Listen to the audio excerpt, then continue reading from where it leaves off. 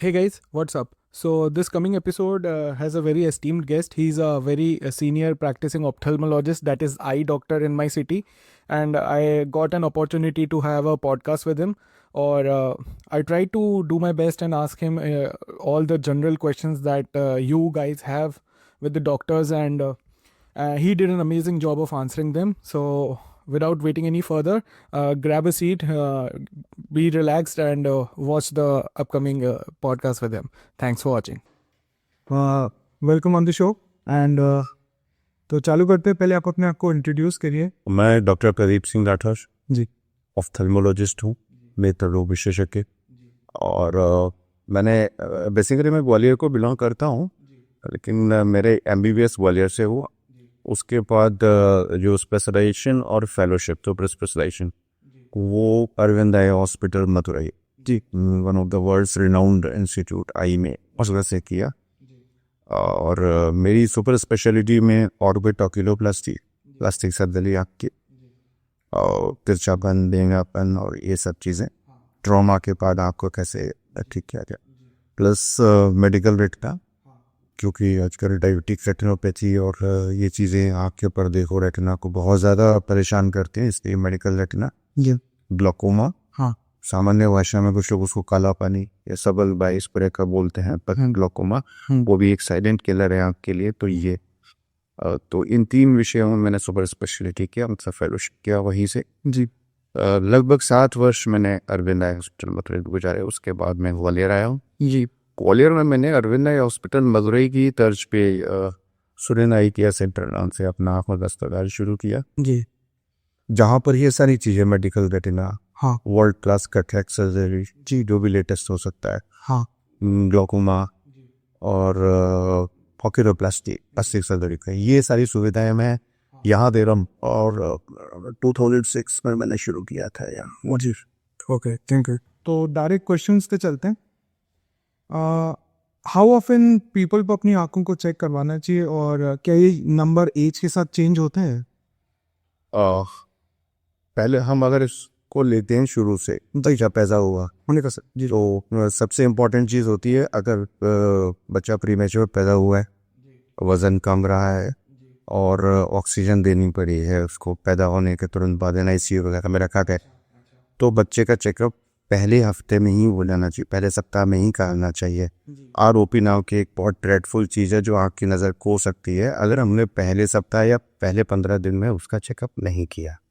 सब कुछ नॉर्मल है तो बच्चे का चेकअप 4 या 5 साल की उम्र पे कराना चाहिए. ओके. ये इसलिए आवश्यक है कि अगर बच्चे की एक आँख नॉर्मल है और एक में चश्मा लगना है, तो जब बच्चा क्या है दोनों आंखें खोल के देख रहा होता है तो उसको सब कुछ ठीक दिख रहा होता है, पता नहीं चलता है. अच्छा. ये कंडीशन खतरनाक है. कभी अगर 8 साल की उम्र निकल गई तो ये आँख जिसमें चश्मा लगना था, जिसका नंबर ज़्यादा था, जो धुंधला देख रही थी, ये लेजी हो जाएगी. अच्छा. लेजी आई बोलते हैं, मेडिकल टर्म एम्बेरपिया. तो 4 या 5 साल की उम्र में बच्चे का चेकअप होना चाहिए. ओके. अगर 4 या 5 वर्ष की आयु पे चेकअप होने पर ये पता लगा कि चश्मा लगना है, हाँ, तो फिर 19 साल की उम्र तक हर 6 महीने पे बच्चे का चेकअप होना चाहिए. अच्छा. 19 साल की उम्र जब तक वो बच्चा अटेन ना करे तो तक हर 6 महीने नहीं तो 8 महीने पे चेकअप होना चाहिए. जी. अगर कोई भी चश्मा नहीं लगा, कोई भी प्रॉब्लम नहीं निकली 5 साल की उम्र पर जी, तो फिर आप 2 या 3 साल के अंतराल में आंखों का चेकअप करवा सकते हैं. अच्छा. नंबर निकलने पर हर 6 महीने पर चेकअप होना है. वैसे एक बार अगर आप जैसे आपकी स्टडीज़ पूरी हुई है, स्टडीज़ कर रहे हैं, कंप्यूटर और डिजिटल स्क्रीन वगैरह का ज़्यादा इस्तेमाल हो रहा है, तो फिर आपको साल में एक बार चेकअप, रूटीन चेकअप कराना चाहिए. जरूर. जी. हाँ, एक बार 40 साल की उम्र हो जाए हाँ. तो हर साल चेक कराना चाहिए. अच्छा, आप पे 40 एडुला है. हाँ. यहाँ पे यह मेंशन करना चाहूँगा कि ग्लोकोमा नाम की जो प्रॉब्लम होती है ना जी, वो जिसको होनी है होगी, अच्छा. लेकिन उसका जो मैनिफेस्टेशन है वो पता लगना, हाँ वो खुद पेशेंट कम लगा पाता है, वो रूटीन चेकअप पर ही पता चलता है. जी. तो 40 के आसपास हमको नियर विजन के ग्लासेस आते हैं, जी. तो हम वो वाले ग्लासेस अपने डॉक्टर के पास जाके चेकअप करके लें. हाँ, तो नंबर तो मिल ही जाएगा, साथ ही साथ वो अंदर का भी चेकअप हो जाएगा कि ग्लोकोमा जैसी कोई प्रॉब्लम डेवलप नहीं. यदि डायबिटीज और हाई ब्लड प्रेशर, तो वैसी चीज़ जो आँखों को बहुत ज़्यादा नुकसान पहुंचाती है वो है। तो हमको अगर डायबिटीज़ कंट्रोल रहती है, हाँ। बिल्कुल ठीक, पैरामीटर सारे ठीक चल रहे हैं, तो फिर साल में एक बार आँखों का चेकअप, जब रेटिना के चेकअप के साथ। अच्छा। अगर अनकंट्रोल्ड है, फ्लक्चुएट हो रही डायबिटीज़, तो फिर हमको हर 6 महीने से आँखों का चेकअप होना चाहिए। ये एक जनरल वो है। अच्छा, ट्रेजेडी है।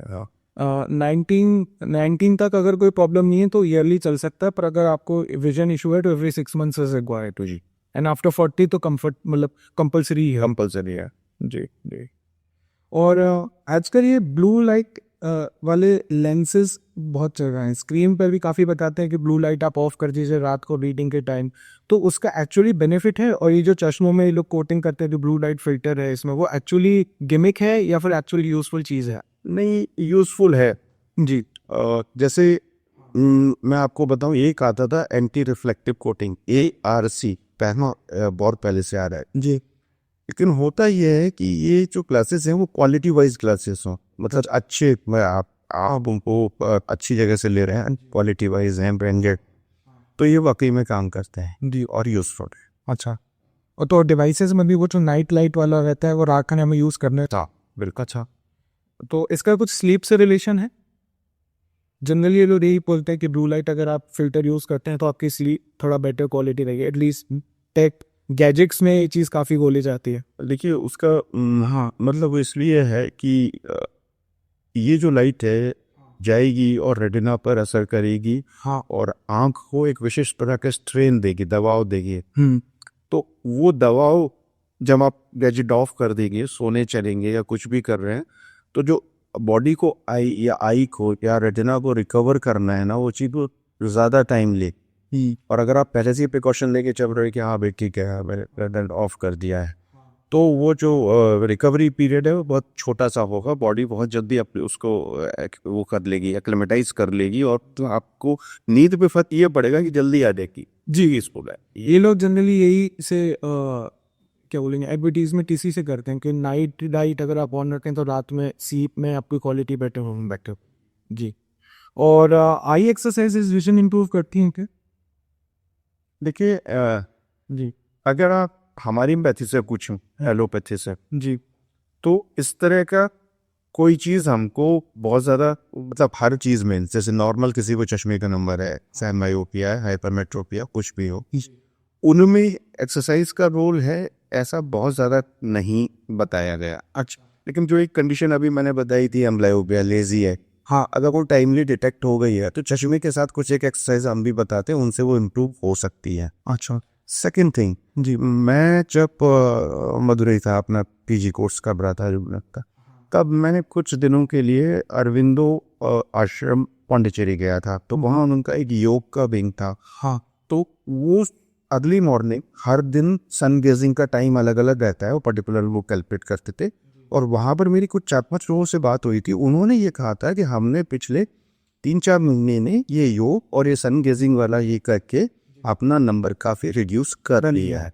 लेकिन देखिए साइंटिफिक डाटा उसके लिए कुछ नहीं अवेलेबल है। हाँ, तो जैसे हम लोग स्टडीज़ कर रहे हैं वो सब कुछ नहीं है। अच्छा। ये अच्छा, ठीक है। फॉर आईज में आपने देखा होगा डार्क सर्कल्स काफ़ी लोगों को आता है आईज के अंदर में, तो उसके लिए कुछ किया जा सकता है? और क्या ये कोई आई विजन प्रॉब्लम रिलेटेड है या फिर ये बस आपकी रूटीन बेस्ड चीज़ है?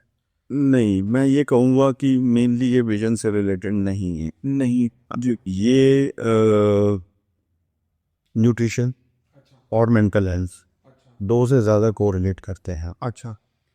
और न्यूट्रिशन वाइज आपको बैलेंस डाइट हम सभी लोग जानते हैं क्या लेना चाहिए, ग्रीन लीफी वेजिटेबल्स, दाल हैं और प्रोटीन खाना है। साथ ही साथ इसमें रोल रहता है जैसे आजकल गैजेट्स की वजह से ड्राइनेस आना, और इसके लिए विटामिन E और ओमेगा 3 का बहुत बड़ा रोल रहता है। तो ओमेगा 3 के लिए आप अखरोट खा सकते हैं, वॉलनट्स है, चिया सीड्स है, फ्लैक्स सीड्स है, और विटामिन A के लिए गाजर, आंवला, पपीता। हाँ, हाइड्रेशन बहुत इंपॉर्टेंट है, पानी हाँ। काफ़ी मात्रा में लेना चाहिए। डायरेक्ट आंख से विजन से इनका संबंध नहीं, और इनके लिए मेडिसिन आप नहीं है लोकली अप्लाई करने के लिए, लेकिन जितना बेटर हम अपना फूड इनटेक, न्यूट्रिशन इनटेक करेंगे उतना बेटर है। मेरी रिसर्च के कहेंगे थर्ड मोस्ट सर्च क्वेश्चन था गूगल पर 2022 का। अच्छा, अगला क्वेश्चन आप बताइए। मेरे को ऊपर ऊपर से बताएगा क्योंकि इसमें तो टेक्निकलिटी काफ़ी जा सकती है कि जो हमारे फार्मेसी पे अलग अलग आई ड्रॉप्स मिलते हैं, artificial tears, redness relievers, allergy drops, ये लोग इस एग्रीगेट करके बेचते हैं।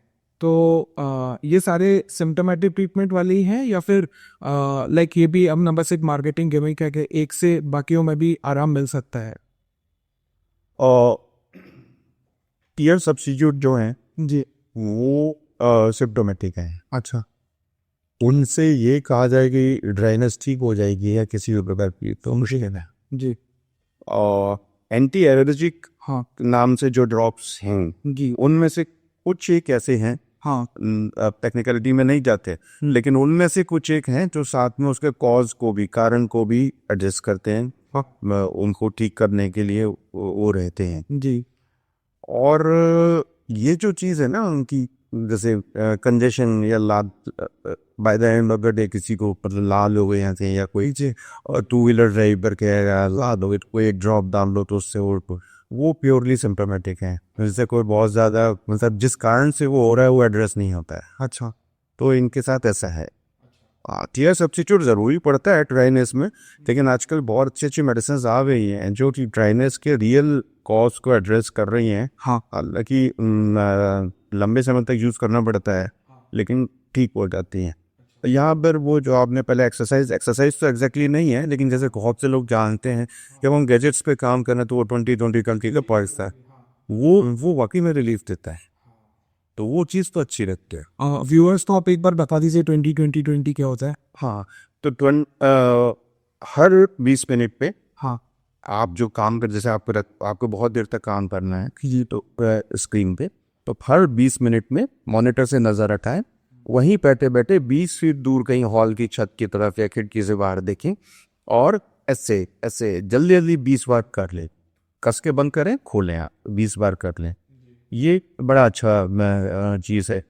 इसके साथ एक और बता दूं, उसका कोई नाम नहीं है, लेकिन ये कर लेना चाहिए हम लोग, क्योंकि आजकल हम सभी का काम कंप्यूटर पे पड़ता है। जी। 2-3 घंटे में कभी अपनी आंखें नॉर्मल बंद करें आराम से, और बंद आंखों में आई बॉल को मूव करना है। 2 बार ऊपर, 2 बार पीछे, 2 बार राइट, 2 बार लेफ्ट, 2 बार क्लॉकवाइज घुमाएं, 2 बार एंटी क्लॉकवाइज। अच्छा, ये बहुत यूज होता है। ये कंटिन्यूएशन में करना है 20-20 के बाद तुरंत कर सकते हैं या फिर थोड़ा गैप देके करें? अच्छी पे। फिर मेरे एक और मैंने को बहुत कॉमन क्वेश्चन देखा था, आईज पिच करती हैं कभी कभी, तो कंसर्न रहना चाहिए उस चीज़ को लेते? नहीं, बहुत ज़्यादा नहीं, अच्छा। क्योंकि वो चीज़ टेम्परेरी होती है। न्यूरोमस्कुलर जंक्शन पे कुछ प्रॉब्लम्स आ जाएं या लोकली इरिटेशन किसी वजह से हो तो होता है वो। जी हाँ, परसिस्ट करे हाँ। तो ज़रूर ब्लेफरोस्पाज्म करके एक प्रॉब्लम होती है, अच्छा। वो हो सकती है। हाँ। तो उसके लिए फिर ऑफ्थेल से ज़्यादा, मतलब आई से ज़्यादा न्यूरोलॉजी बड़ी चीज़ होती है। इसमें परसिस्टेंस का ड्यूरेशन कितना मानना चाहिए? अगर किसी को एक्चुअली प्रॉब्लम है ये वाली, तो परसिस्टेंस आप जो कह रहे हो ड्यूरेशन कितना होना चाहिए? जैसे नॉर्मल ट्विचिंग का तो ये है कि आज मुझे शुरू हुई और 2-3 दिन बार बार हो रही है, फिर 2-3 दिन या 5 दिन में ठीक हो जाएगी। एक जो जिसको मैं ब्लेफरोस्पाज्म बोल रहा हूँ, हाँ, इस तरह की चीज़, ये तो परसिस्टेंट जो बनी रहे करीबन 15 दिन, 20 दिन या 1 महीने। जी। अच्छा, तब डॉक्टर को कंसल्ट करने का भी राशि है। ठीक है। और फ्लोटिंग स्पॉट्स आते हैं कभी कभी कुछ लोगों की विजन में, तो वो किस चीज़ का वार्निंग साइन है? और पहली चीज़, यंग एज ग्रुप में जो वार्निंग साइन, वो किसी को अगर बायोपिया है, हाँ। माइनस सिम्पल बोलने तो माइनस नंबर का चश्मा कोई लगाता है, जी। तो उनकी रेटिना वीक हो जाती है। हमारे यहाँ पॉल की तरह गो है, बीच में ना खाली जगह में जेल भरा हुआ जिसको विट्रियस कहता है। फ्लोटर्स विट्रियस में कोई भी चीज़ अगर डेवलप हो रही है, आ रही है, तो उसकी वजह से आता है। अच्छा। तो मायोपिया वालों का ये बहुत इंपॉर्टेंट साइन है। आपने अच्छा पूछा, हर मायोपिया वाले को याद रखना चाहिए, जैसी फ्लोटर्स दिखें या फ्लैशेस ऑफ लाइट, आँख बंद करने पे भी एक स्पार्क बार बार हो, जो इधर से लाइट ऐसे चली गई, इधर चली गई। अच्छा। ये 2 साइन हो सकता है कि उनको रेटिनल डिटैचमेंट हाँ। का इनिशियल स्टेज हो, या रेटिना में पेरिफेरी में होल होने वाला हो। मतलब आँख का पर्दा अपनी जगह से अगर गिरने वाला है तो यंग एज ग्रुप में फ्लोटर्स इसलिए इम्पोर्टेंट होते हैं, हमें तुरंत जाना चाहिए आपके डॉक्टर पे और रेटिना का चेकअप कराना चाहिए। हाँ अपना ओल्ड एज में आफ्टर 40, मतलब ओल्ड एज क्या, तो 40 के बाद ये नेचुरली भी आ जाते हैं। अच्छा विट्रियस डिजनरेशन की वजह से, पीवीडी का की एक चीज़ होती है उसकी वजह से। जी। थर्ड थिंग, ये डायबिटिक्स में और हाइपरटेंसिव जिनको डायबिटीज़ है, उनको हाई ब्लड प्रेशर की शिकायत है, उनके लिए भी अलार्मिंग है कि शायद रेटिना को ब्लड वेसल जो सप्लाई कर रही है वो कहीं से ब्रेक हुआ है और एक आध बूंद ब्लड का या ज़्यादा ब्लड विट्रियस में आ गया है, जिसकी वजह से हमको फ्लोटर्स दिख रहे हैं। जी। तो माइपिया वालों को, डायबिटीज़ वालों को, हाई बीपी वालों को थोड़ा ज़्यादा केयरफुल रहना चाहिए फ्लोटर्स देखने पे। बाकी किसी को भी फ्लोटर्स हो, जनरल रूल है कि उनको बुलाकर ड्रॉप डाल के प्यूपिल डायलेट करके पूरा रेटिना चेक होना चाहिए। जी। और अगर किसी को ये वाला विट्रियस में जैसा आपने बताया कि फ्लोटर्स आ जाता है, तो फिर ये मेडिकेशन के थ्रू रेक्टिफाइबल है या फिर ये सर्जिकल प्रोसीजर ही इन्वॉल्व रहता है? नहीं, इसमें अगर हमने रेटिना चेक कर लिया जी, यंग एज में की बता रहा हूँ 5 ईयर, और उसमें कोई होल नहीं है, मतलब कोई अलार्मिंग साइन नहीं है, तो हमें कुछ नहीं कर रहा, ये अपने आप ठीक होते हैं, कोई सर्जिकल प्रोसीजर की ज़रूरत नहीं होती और एकदम से ठीक नहीं होते। इनिशियल आते हैं बड़े इरिटेटिंग होते हैं, सामने घूम रहे होते हैं, लेकिन ये गंदी ठीक नहीं होते, बहुत समय देते हैं। अच्छा। हाँ, अगर जैसे डायबिटीज़ वालों को और हाई ब्लड प्रेशर वालों को है, हाँ। आया है और हमें चेक करने में मालूम पड़ा कि हाँ भाई किसी वेन से ब्लड लीक कर गया है और वो है, तो उसमें भी अगर डायबिटीज़ या आईबीपी जो कॉज है वो कंट्रोल कर लिया जाए तो धीरे धीरे ब्लड निर्भर करता है कि ब्लड कितना है। हाँ। अगर बहुत दिन तक विजन को हैम्पर करता है तो उसके लिए स्पेशल तरीके के इंजेक्शंस हैं जो आँख में लगाए जाते हैं और मेडिसिन से ठीक हो जाता है। और अगर इतना ब्लड है कि उसने नज़र को ही ख़राब कर दिया है और वो 3 महीने तक क्लियर नहीं हो रहा तो सर्जिकल प्रोसीजर। जी। अच्छा। और काफ़ी लोगों की कुछ शिकायत भी रहती है कि उनको लाइट सोर्स के अराउंड हेलोज दिखते हैं, तो विकी क्या इंडिकेट करता है? वैसे तो इसके बहुत से कारण हैं, अच्छा। है ना। अब कॉमन कारण से मान लें कि अगर कंजंक्टिवाइटिस हुई, कंजंक्टिवाइटिस हो गई और म्यूकस की लेयर कॉर्निया पे आ गई तो भी येलो दिख सकते हैं, लेकिन बड़े थोड़ी सी देर के लिए होते हैं और जल्दी चले जाते हैं। दूसरा जो अलार्मिंग साइन है वो उसमें है कि इंट्रा ऑब्लर प्रेशर, आँख का प्रेशर बढ़ा, ठीक है, और प्रेशर बढ़ा तो उससे ये आते हैं। ये विशेष रूप से 35+ वालों को इसमें केयरफुल रहना चाहिए। ये जो हेलोज आ रहे हैं ये इंडिकेट कर रहे हैं कि आपके आँख का प्रेशर बढ़ रहा है, और अगर आपने उस वक्त नहीं दिखाया तो ये किसी न किसी दिन एक्यूट अटैक ग्लाकोमा में जो होता है उसमें परिवर्तित हो सकता है। हाँ, ग्लाउकोमा कोई कोमॉर्बिडिटी के साथ ही होता है? नहीं, जैसे डायबिटीज है, बीपी नहीं आई होता है वो किसी को ग्लाकोमा, हाँ ग्लाकोमा सेपरेट डिजीज है फाइव की। हाँ। ये इस सेपरेट डिजीज है। सेकेंडली चोट लगने की वजह से हो सकता है। थर्डली बहुत इंपॉर्टेंट मैं बता दूँ, जो लोग अक्सर करते हैं यंग एज ग्रुप में एलर्जी हो जाती है, बार बार रेडनेस और इचिंग हो रही होती है कि बच्चों को, हाँ। तो जो बिना डॉक्टर की सलाह लिए डायरेक्ट मेडिकल स्टोर से ड्रॉप ले आते हैं और कभी कभार वो लोग जल्दी रिलीफ के लिए स्टेरॉइड ड्रॉप्स दे देते हैं। अगर स्टेरॉइड ड्रॉप आप लगातार डालेंगे जी। कुछ महीनों तक तो उनके साइड इफ़ेक्ट होते हैं कि आँख का प्रेशर बढ़ा सकते हैं, यानी ग्लाकोमा कर सकते हैं, और छोटे बच्चे में भी कैटरेक्ट या मोतियाबिंद बन सकता है। तो कोई भी मेडिकेशन इवन डॉक्टर ने लिखा है तो डॉक्टर अपने प्रिस्क्रिप्शन का उस टाइम लिखता है, उसके आगे कितने दिन डालने हैं, उसके आगे अपनी मर्जी से यही यूज़ करना चाहिए। अच्छा, ठीक है। और कभी कभी कुछ लोग कलर्ड हेलूज ना इनिशियल स्टेज कैटरेक्ट का हो तब भी दिखता है। अच्छा। देख सकते हैं, तभी कैटरेक्ट या मोतियाबिंद कई प्रकार का होता है, इनमें से कुछ एक मोतियाबिंद ऐसे होते हैं कि उनमें वो कलर्ड हेलूज दिख सकता है। अच्छा। अच्छा। और कुछ लोग कभी कभी स्टिकी आईज या प्रस्टी आईज के साथ होते हैं सुबह, वो प्रॉब्लमेटिक है या वो नेचुरल सेटिंग है भाई इसका? नहीं, वो प्रॉब्लमेटिक तो नहीं है जी। प्रॉब्लमेटिक तो नहीं है, हाँ। लेकिन हाँ थोड़ा थोड़ा इंडिकेशन है कि हाँ आइस हल्की सी ड्राइनेस या हल्का सा लिड मार्जिन पे कोई इन्फेक्शन है, जी। लेकिन सीरियस नहीं है, अच्छा परेशानी वाला नहीं है। ठीक है। और पुराना काफ़ी लोगों का क्वेश्चन चल रहा आता है कि डिम लाइट में रीड करना एक्चुअली हार्मफुल है? हाँ, वैसा हार्मफुल नहीं है कि आप यहाँ चली जाएगी, हाँ लेकिन विजन पर स्ट्रेन स्ट्रेन पड़ता है। जी। उसका कोई लॉन्ग टर्म इफेक्ट है उस स्ट्रेन का? लाइक नंबर डेवलप हो सकते हैं क्या? उसकी वजह से नहीं होगा। अच्छा। देखिए ये कुछ भ्रांतियाँ हैं कि आपने टीवी ज़्यादा देखी है तो नंबर डेवलप हो गया है। जैसे कभी अपने चैम्बर में कभी किसी बच्चे को बोलो चश्मा आ गया तो सडनली उनके माँ बाप उस पर चढ़ गए, टीवी देखते हो ऐसा करते हो। वैसा ऐसा नहीं है कि नंबर के अपने अलग फंडे हैं, चश्मे का नंबर जिसको आना है आएगा। लेकिन हाँ, इन सब चीज़ों से थोड़ा सा बहुत तेज़ी से बढ़ सकता है। हाँ, मेरा अगला क्वेश्चन यही था कि टीवी पास से या फोन पास से दिखने में इश्यू होता है, वो आपने एड्रेस कर दिया। बाकी कुछ सर्टेन फूड्स और विटामिन एक्चुअली इंप्रूव करते हैं आई हेल्थ, हाँ कौन से ना? डेफिनेटली, जैसे अभी बताया आजकल बहुत ज़रूरी हो गया है ओमेगा। जी, ओमेगा अपनी जो भी हम सबको गैजेट्स पे काम करना है जी, और अगर ओमेगा 3 प्रॉपर नहीं हुआ तो ड्राइनेस बहुत जल्दी आती है। हाँ, सेकेंडली विटामिन ए, क्योंकि विटामिन ए रेटिना में जो रॉक्स एंड पोन्स होते हैं उनके लिए वहाँ ज़रूरी है।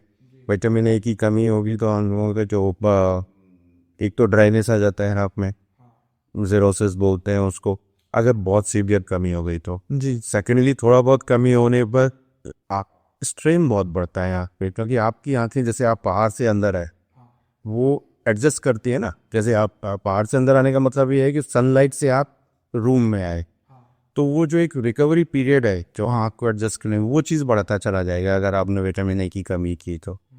और रेटिना भी वीक होता है, स्ट्रेन भी पड़ता है, ये सब चीज़ें हो जाती हैं। तो फिर नॉर्मल फूड्स के थ्रू ये रिप्लेनिश हो सकता है या फिर अपन सप्लीमेंट्स लें इसके लिए, दोनों? नहीं, अगर हम लोग बैलेंस डाइट ले रहे हैं तो सप्लीमेंट लेने की ज़रूरत नहीं होती है। पर आजकल पहले इस आइटम के लिए रहता का, हाँ, तो सप्लीमेंट्स मतलब बेनिफिशियल रहे इस पर्टिकुलर जी, कौन सी ग्रुप चालू कर देना चाहिए? देखिए कई बार तो जैसे मुझे नहीं, मैं लोअर मिडिल क्लास में तो विटामिन ए की कमी काफ़ी देखने को मिलती है। अच्छा, सरकार के भी बहुत से प्रोग्राम्स हैं जहाँ पर वो ओरल सस्पेंशन या ओरल वो विटामिन ए का डोज देते हैं, हर 6 महीने पे बुलाकर जैसा ज़रूरी हो वैसा देते हैं। जी, लेकिन यही है कि अगर हमें खुद पता चल जाएगा कि हमारे घर में ये बच्चा प्रॉपर डाइट नहीं ले रहे हैं, हाँ, तो उनको देना चाहिए। लेकिन हर चीज़ में जिसे हम लोग एमबीबीएस में पढ़ते थे, किसी भी चीज़ की एक्सेसिवनेस नहीं होनी चाहिए। एक्सेसिव विटामिन इनटेक भी दूसरी तरह की प्रॉब्लम्स क्रिएट करता है। तो हमेशा मेडिकल सुपरविजन में ये चीज़ ले लेनी चाहिए। वो लोग आपको टेस्ट करके बताते रहते हैं कि हाँ भाई।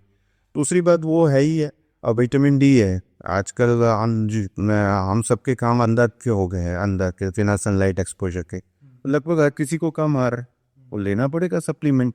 क्योंकि विटामिन डी इधर कम रहा, उधर डायबिटीज़ भी किसी को हो गई तो डायबिटिक रेटिनोपैथी और तेज़ी से बढ़ती है। जी, ये तो अच्छा। और सनग्लासेस धूप में पहनना, अगर हर समय कोई पहन रहा है और अंदर भी पहन रहे हैं घर के, तो फिर कोई प्रॉब्लम उससे डिपेंडेंसी बढ़ सकती है आइस? डिपेंडेंसी बढ़ जाती है। जी, हालांकि अपने कंट्री में, अपने देश में बाहर तो या कहीं भी सनग्लासेस यूज़ करने चाहिए, जी, क्योंकि यूवी रेज वो प्रॉपर वाले सन जो यूवी फिल्टर कर सके अच्छे ऐसे को, तो वो यूज़फुल है। अगर आप यूवी फिल्टर बात तो यूज़फुल है, रियल में यूज़फुल है। हाँ, लेकिन ये कि घर के अंदर भी लगाए रहकर फिर डिपेंडेंसी आ जाती है, फिर वो ठीक नहीं है, वो ठीक नहीं है। अच्छा। तो आगे बढ़ता है। ये कुछ प्रैक्टिकल केयर के क्वेश्चंस हैं आई के, काफ़ी लोगों ने मैंने पूछे थे तो मुझे लगा मेरे पास से कंसल्ट करना चाहिए। तो आईज क्लीन करने का क्या तरीका है, और क्या ये तरीका जब आईज में इरिटेशन होता है डिफर करता है, या फिर एक कॉमन एक है तरीका? देखिए इसमें दो चीज़ें बोलूँगा। एज नॉर्मल कंडीशन में कि हमको अपनी आँखों को साफ करना है जी, तो एक्सेसिव भी नहीं होना चाहिए। एक बार सुबह आप करें, और अगर मतलब करना ही अधिकतर साफ पानी के साथ चाहिए, और जो रूम टेम्परेचर का पानी है, गर्म पानी डायरेक्ट आँखों में इस्तेमाल नहीं करना चाहिए, रूम टेम्परेचर के पानी से। और अगर कोई ऐसा आपके पास है सोर्स, कप्स हैं या कुछ हैं जिनमें आप डाल के आँख खोल सकते हैं, जी, बहुत अच्छी चीज़ है। नहीं है तो कोई बुराई नहीं, आप उस साफ पानी ऐसे धीरे से, बहुत तेजी से नहीं, अत्याश एक बार, और एक बार रात में सोने से पहले आप कर दीजिए, क्योंकि दिन भर का जो भी है वैसे तो ऑटोमेटिक मैकेनिज्म होता है। जी, अब बात आती है कि अगर किसी केमिकल एक्सपोज्ड हो गए या डस्ट को एक्सपोज कर दिया तो क्या करना चाहिए। ये बेस्ट मेडिकेशन फिर तो ये है कि अगर कोई केमिकल को एक्सपोजर हुआ है, यूजुअली ऐसे से ज़्यादा हमारी आई में ना ये चूना ज़्यादा खतरनाक होता है। अच्छा, तो सबसे पहला काम, जो पानी मिले, इवन रनिंग टैप वाटर है, उसे ढंग से धो दो, ढंग से साफ कर दो जी। जितना धो सकते हो। अच्छा कोई मेडिसिन यूज नहीं करो। अच्छा। वहां हमें साफ पानी के लिए दौड़ना भागना नहीं चाहिए। ओके। तुरंत जो पानी मिले, हर टंकी का हो, रनिंग टैप वाटर हो, उससे साफ कर देना चाहिए। तो ये तो है साफ करने का तरीका। जी। यहाँ पर एक बात बताना चाहूंगा, जब तक बीमारी नहीं है, हाँ। ये मैं तब तक, जैसे कई बार लोग मेरे से ही पूछते हैं कि भाई आप शाम को आए थोड़ा सा एक ड्रॉप डाल के सो जाए, कि ऐसा कुछ ड्रॉप बता दो। तो जब तक कोई प्रॉब्लम नहीं है तो ये करने के लिए कि हमारी आंखें अच्छी बनी रहेंगी या नहीं करना चाहिए। अच्छा। नहीं यूज करना चाहिए।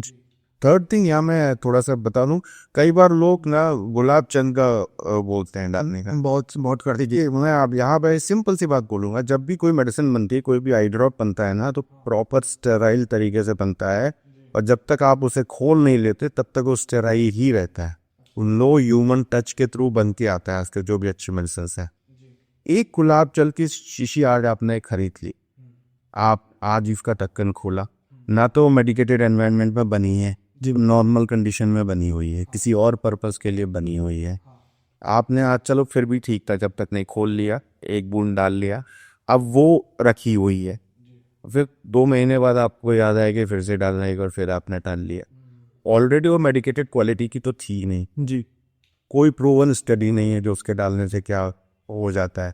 दूसरा, बार बार उड़ के उसमें कंटामिनेशन एयर से टच होता है। आजकल तो आई ड्रॉप्स की भी वो नोवेलिया पैकिंग या और भी पैकिंग आ गई है जो ऐसे बनाई जा रही है कि खोलने के बावजूद भी एयर उसमें नहीं जा सकती।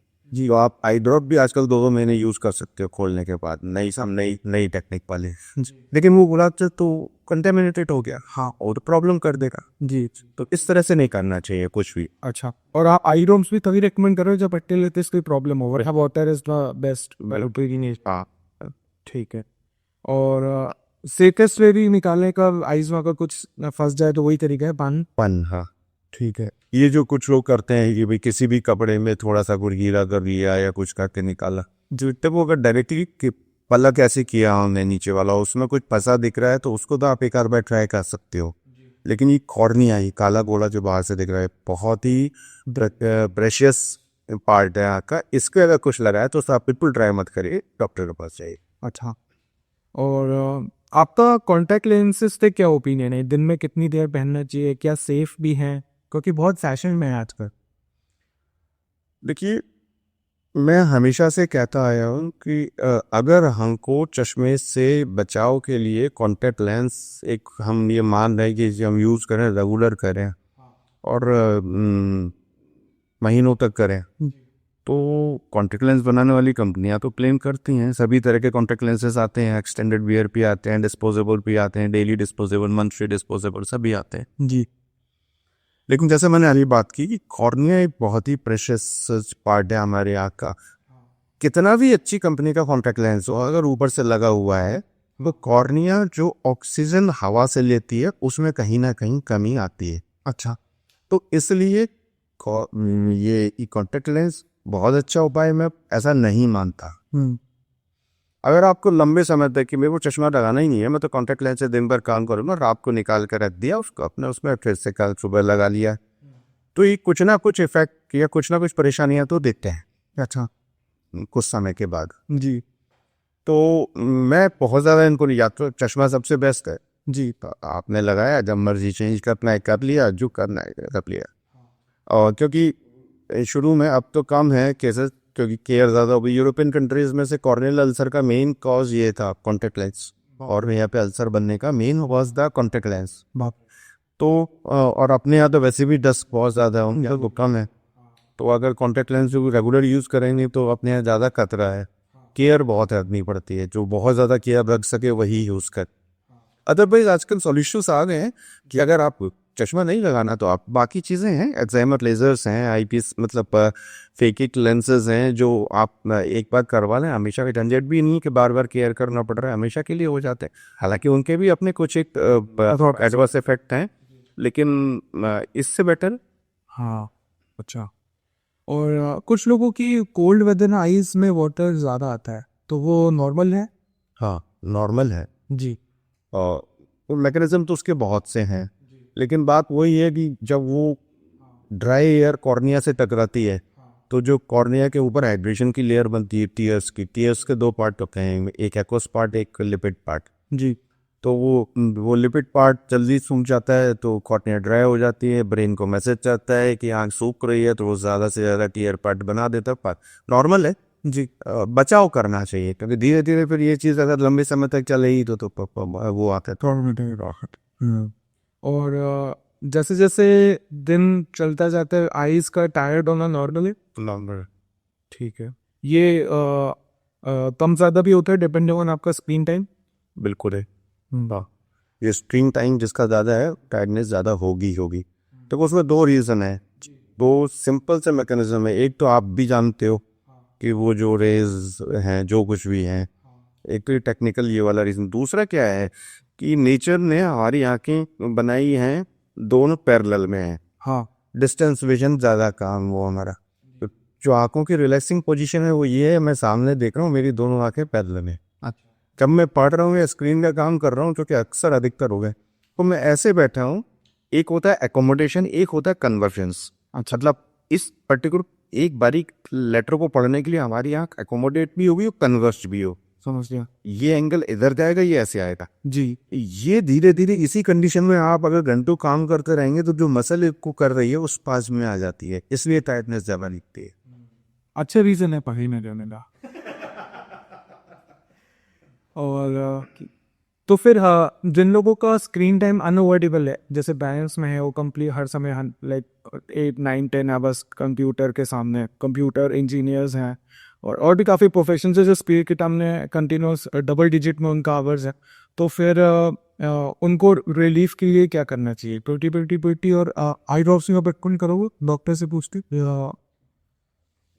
बिल्कुल आई ड्रॉप्स करेंगे, रिकमेंड करेंगे अगर टाइटनेस ज़्यादा बढ़ रही है, शाम तक आते आते। जी। मेरी उनमें टीयर सब्स्टिट्यूट जो होते हैं, हाँ। ये कंप्यूटर वाला जो चीज़ है ये अपने यूरोपियन वर्ल्ड में हम लोगों से पहले आ गया था, तो वो ज़्यादा तो उनके वहाँ तो जो सो कॉल्ड 24/7 या जनरल स्टोर, जहाँ आप हम कहते हैं ना जनरल स्टोर या सुपर मार्केट, जी। तो टीयर सब्स्टिट्यूट सुपर मार्केट में मिलते हैं। वहाँ डॉक्टर के प्रिस्क्रिप्शन की भी ज़रूरत नहीं है, और नो कॉमन नहीं यूज़ करते हैं। तो बिल्कुल करेंगे। और अगर एज 30-35 से ऊपर जा रही है, हाँ, और ये काम तो करना ही है जी हाँ, तो बिल्कुल टीयर सब्स्टिट्यूट, लेकिन डॉक्टर से पूछ लें। जी। और आप ये जो टीयर सब्स्टिट्यूट्स कह रहे हैं, ये लुब्रिकेटिंग आई ड्रॉप्स ही हैं जो जनरली लाइक सोरो बोलते हैं, लुब्रिकेशन वाले। आजकल इनमें ना चीज़ आ गई है, एडवांसमेंट बहुत आ गया है। कुछ यहाँ बहुत देर तक रिटेन करते हैं, तो आपको मालूम पड़ा सिर्फ सुबह शाम डालना पड़ रहा है। थर्ड थिंग, कुछ ऐसी चीज़ें भी ऐड करती हैं जो हल्का फुल्का जो कॉज हो रहा है, जिसकी वजह से हो रहा है ये ड्राइनेस, तो उसको भी ठीक कर सकती हैं। तो डॉक्टर से सलाह ले लें, वो उनको बता दें कि उनकी कंडीशन के लिए कौन सा बेहतर है। अच्छा। और आप ऑडियंस को एक बार ये बता सकते हैं कि डिफरेंस क्या है बाईफोकल्स, प्रोग्रेसिव और ट्रांजिशन लेंसेज का? देखिए, बाईफोकल अगर बिल्कुल वैसे समझें, बाईफोकल जो हमेशा से चले आ रहे हैं, एज इट अगर टेक्निकली टर्म सजेस्ट कर रही है, दो फोकस, डिस्टेंस का फोकस, नियर्स का फोकस। ये वो चश्मे जिनमें आपने लाइन देखी होगी या डी शेप का देखा होगा, कुछ कट देखा होगा, जो सामने से ही देख के पता चल जाएगा, ये तो है बाईफोकल। दो फोकस, ऊपर से हम दूर देखते हैं, नीचे वाला जो सेगमेंट बना हुआ है उससे हम रीडिंग करते हैं। ठीक है। इंटरमीडिएट डिस्टेंस के लिए इसमें कुछ नहीं होता। यूजुअली जो बाईफोकल यूज़ करते हैं उनका अगर लैपटॉप या टेबल डेस्क ऐसा काम है, तो वो लैपटॉप को फोकस करने के लिए थोड़ा सा ऐसे करके आगे जाना होता है जी। क्योंकि वो अब जो प्रोग्रेसिव है, जो एक तरह से वो आज के अभी लेटेस्ट चल रहा है, न्यू है। हाँ। प्रोग्रेसिव लेंस में ऐसा कोई डिमार्केशन नहीं होता कि आप बाहर से देख के पहचान पाएं कि ये बंदा दोनों चीज़ों के लिए ग्लासेस लगाए हुए हैं। ये तो एस्थेटिक पार्ट उसका, क्योंकि जैसी बाईफोकल लगता था ना, मतलब एज पता चल जाती थी कि यार ये 40 से ऊपर हो ना। मतलब प्रोग्रेसिव में एक तो एस्थेटिक पार्ट हो गया, हाँ। दूसरा फंक्शनल पार्ट ये है कि जो आज की हमारी लाइफ है, इंटरमीडिएट डिस्टेंस के लिए हमको जो चाहिए वो मिल जाता है। अच्छा। क्योंकि उसमें ग्रेजुएट वे में वो ग्लास ही ऐसे बनाए जाते हैं, ग्रेजुएट वे में नंबर हो रहे होते हैं, वहाँ से आते जाते हैं। जैसे मैं ऐसे देख रहा हूँ, तो ये मेरा नॉर्मल कंडीशन है दूर देखने का, तो ग्लासेस में वहाँ दूर के लिए नंबर होगा। अब मैं ऐसे लैपटॉप पे आ गया तो मेरे विजुअल एक्सेस ये हो गई, तो ये हो गया इंटरमीडिएट डिस्टेंस के लिए। तो यहाँ पर इंटरमीडिएट डिस्टेंस अब मैं ऐसे करके किसी बैंकर्स वगैरह के लिए बड़ा अच्छा है, टीचर्स के लिए बड़ा अच्छा है प्रोग्रेस है। अब उनको बैंकर्स को कोई पेपर चेक भी देखना है, तुरंत इधर भी एंट्री करना है, उधर सामने भी बात करना है, तो ये प्रोग्रेस है उसके लिए ये बहुत अच्छा है। हाँ, और लास्ट में ट्रांजिशन ट्रांजिशन भी इसी तरह का ही है। अच्छा सीरियस मुझसे ही है। अच्छा ठीक है। और ग्लासेस पहनने से, जैसे मैं भी पहनता हूँ, लोग भी पहनते हैं, तो ओवर टाइम कोई लाइक आई विजन आपकी वर्स होती है, या तो बस कुछ नहीं होता, बस आपका एक हेल्पिंग इंस्ट्रूमेंट की तरह वर्क करता रहता है आपको? कोई ये वाकई में तो ये हेल्पिंग इंस्ट्रूमेंट की तरह वर्क करता है ये लेकिन एक चीज़ बड़ा कॉमन रहता है, देखा है कि जिसको भी पहली बार प्लेजर लग रहा है, यंग एज की बात कर रहा हूँ मैं, जो लगा, हाँ तो उनकी 1 साल बाद या 6 महीने बाद आके उनका सबसे पहला जो प्रॉब्लम रहती है मैक्सिमम वो हुए, सर मुझे ना पहले बिना चश्मे के काफ़ी अच्छा दिख जाता था, हाँ अब मैं चश्मा उतार देती हूँ तो मुझे बहुत कम दिखता है। जी जी ये हाँ, कुछ लोग इस तरह से चश्मा लगाते नहीं बहुत दिनों तक, तो वो आदत पड़ने से ऐसा हो जाएगा। लेकिन फिर भी मैं टेक्निकली उन्हें समझाता हूँ ऐसा नहीं है। हाँ, ये होता है कि ग्रेजुअल वे में जब आपका विजन कम हो रहा होता है तो वो चीज़ें हमको समझ में नहीं आ रही होती हैं। दूसरा, एज कम होने की वजह से हमारी सारी मसल्स, सारी चीज़ें अच्छी फंक्शन कर रही होती हैं, तो बॉडी या आँख या आई के आसपास की जो मसल्स हैं वो एक्स्ट्रा एफर्ट कर काफ़ी चीज़ें देख लिया कर रही होती जब आपने उनको प्रॉपर चीज़। और दूसरा, नॉर्मल विजन क्या होता है ये आंखों को मालूम नहीं था, अगर नंबर बहुत ज़्यादा नहीं होता। जब आपने ग्लासेस लगा दी तो नॉर्मल विजन आ गया, बॉडी को अपना कोई स्ट्रेन नहीं लगाना पड़ रहा है, एक्स्ट्रा एफर्ट नहीं लगाने पड़ रहे और हमको अच्छा दिख रहा है। तो इस वजह से ऐसा महसूस होता है कि आपको हमारी विजन पहले से ख़राब हो गई है बिना ग्लासेस पे, लेकिन ऐसी होता नहीं, ये यूज़फुल ही है। और वैसे ये मेरा पर्सनल क्वेश्चन है कि जब कभी आपकी तबीयत खराब होती है, सपोज आपको बुखार है और भी कोई बॉडी में एलिमेंट है, तो उस टाइम पे स्पेक्स या नो स्पेक्स दोनों टाइम आईज पे बहुत प्रेशर लगता है, मतलब थोड़ा एक पेनफुल सा है कि भारी भारी सा लगता है जैसे बोलते हैं, तो वो नॉर्मल है या नॉर्मल है? उसका क्या कारण है? एक तो जनरल बॉडी पे वीकनेस, जैसे दर्द भी हुआ जी तो इन्फ्लेमेशन कहीं ना कहीं है हाँ ना, बुखार हुआ, फीवर हुआ तो उससे बॉडी के प्रोटीन का लॉस होता है, और भी चीज़ों का होता है, लेकिन जिब होता है। तो ये सब जितना आपके हाथ पैर मसल्स पे इफेक्ट कर रही है उतना ही आई मसल्स पे और आई पे भी असर कर रही है, उस वजह से वो होता है। अच्छा। और कुछ लोगों को रीडिंग ग्लासेस लग जाता है, कुछ लोगों को काफ़ी ओल्ड एज तक भी यूज़ नहीं होता उनका, तो ये बिल्कुल जेनेटिक कारण है इसका, या फिर उनकी रूटीन हमेशा है, उनका न्यूट्रिशन हमेशा इतना बेटर रहा कि उन्हें ज़रूरत ही नहीं पड़ी इसकी? नहीं, जेनेटिक कारण नहीं है। अच्छा और न्यूट्रिशन पे थोड़ा बहुत तो डिपेंड करती है ये चीज़, लेकिन बहुत ज़्यादा नहीं करती। अच्छा इसको मेडिकल टर्म में प्रेसबायोपिया कहते हैं, पास के लिए चश्मे का। इसमें कोई आई में वीकनेस नहीं आती, जो चीज़ मतलब आई को कन्वर्ज करने के लिए, फोकस करने के लिए जो मसल्स होती हैं वो एज के साथ जैसे हमारी बाकी मसल्स में थोड़ा सा वीकनेस आ गई तो वो आ जाती है। जी तीसरी चीज़ ये क्या है, ये जिनको शुरू से माइनस में नंबर लगा है, मायोपिया है, उनको नियर विजन के लिए जो प्रॉब्लम है, नियर विजन के क्लासेस बहुत लेट लगते हैं, कई बार 53-54 तक उनको ग्लासेस नहीं लगते हैं, चल रहा है। हाँ, बस उनको ये डालना होता है जो उनका डिस्टेंस का ग्लास है, जब वो न्यूज़पेपर पढ़ने चले तो उसको हटाते डिस्टेंस का ग्लास हटा के काफ़ी दिनों तक उनका काम चलता रहता है। हाँ, अगर कोई किसी का ऐसा प्रोफेशनल उससे बार बार नीचे देखना है, बार बार ऊपर देखना है, तो उसको नंबर आ गया होता तो उसे लगाना पड़ेगा तो। लेकिन मायोपिया वालों को एक एडवांटेज मिल जाता है, ये थोड़ा डिले हो जाता है, लेट आता है। तीसरी चीज़ मैं यहाँ बता दूँ, जैसे कई बार क्या होता है कि 40-45 के आसपास आ गया, नंबर आ गया पास का, हल्का हल्का लगने लगा, लेकिन उसी के बाद किसी कारणवश आपको कैटरेक्ट शुरू हो गया, मोतियाबिंद आंख में आ गया। और कैटरेक्ट 5-6 तरीके का होता है, उनमें एक प्रकार होता है न्यूक्लियर कैटरेक्ट। वो कैटरेक्ट धीरे धीरे 2-5 साल में क्या करता है, आपके डिस्टेंस विजन को तो कम कर देगा, ब्लर कर देगा, लेकिन पास का हमको क्या होता है कि बिना चश्मे के अच्छा दिखने लगता है। अच्छा तो इसको कई लोग बहुत बड़ा इम्प्रूवमेंट मानते हैं। और कई बार कहते हैं पास का ग्लास जब शुरू होता है ना 45 की एज पे या 40 की एज पे, जी बड़ा इरिटेटिंग लगता है यार, इससे पहले हम लोग सब कुछ वैसे ही देख लिया करते थे, पहले ग्लास ढूंढो फिर दिखता है, तो आदमी उसकी रेमेडी ढूंढता है। कई बार ऐसे समय में अपने देश में ये बहुत है, कोई बता देता है कि वो फला आयुर्वेदिक ड्रॉप या फला पैथी का कोई ड्रॉप या फला चीज़ आप कर हो तो आपका विजन है। जी लेकिन वो होता क्या है, उस चीज़ से तो कितना फ़र्क पड़ता है मुझे नहीं मालूम, मैं तो अपनी पैथी में जानता हूँ, हमारी पैथी में ऐसी कोई मेडिसिन नहीं है। जी लेकिन हाँ, वही जो मैंने बताया, धीरे धीरे न्यूक्लियर कैटरेक्ट डेवलप हुआ और 3-4 साल में उनका चश्मा पास का हट गया, तो बड़े खुश कि इस दवाई ने हमारा कर दिया है वे मैंने अच्छा प्रेगनेंसी अफेक्ट करती है बीजी? करती है, हर केस में नहीं करती। जी लेकिन विशेष रूप से उन केसेस में जहाँ पर प्रेगनेंसी रिलेटेड हाइपरटेंशन मतलब हाई ब्लड प्रेशर हो जाए, जी जी उसमें प्रॉब्लम करती है। हाँ प्रेगनेंसी रिलेटेड डायबिटीज हो जाए, शुगर पता टेम्परेरी होता है, वो अजीता है, अच्छा वो बढ़ जाए, कौन सी में? दोनों चीज़ें अच्छा बहुत रेयर कंडीशन में परसिस्ट करती है, अधिकतर टेम्परेरी होता है। तो उस कंडीशन में विजन हाँ खराब होता है।